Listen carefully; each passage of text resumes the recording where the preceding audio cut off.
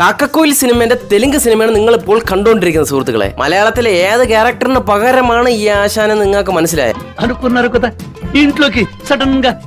നിങ്ങളെന്ത് പ്രാന്തായി പറയുന്നത്? എനിക്കൊന്നും മനസ്സിലാവുന്നില്ല. മനസ്സിലായില്ല?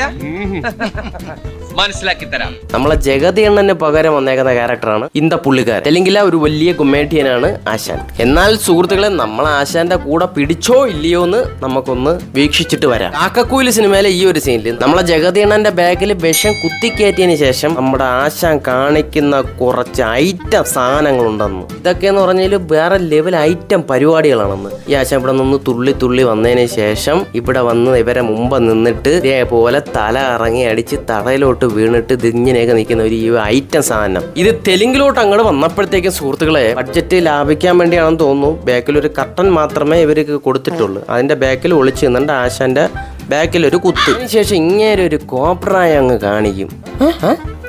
കണ്ണ കണ്ണ കണ്ണ കണ്ണ കണ്ണ കണ്ണ കണ്ണ കണ്ണേ എന്തൊക്കെ പീലാത്തരങ്ങളുടെ കിടന്ന് കാണിക്കണം ഇങ്ങേരി.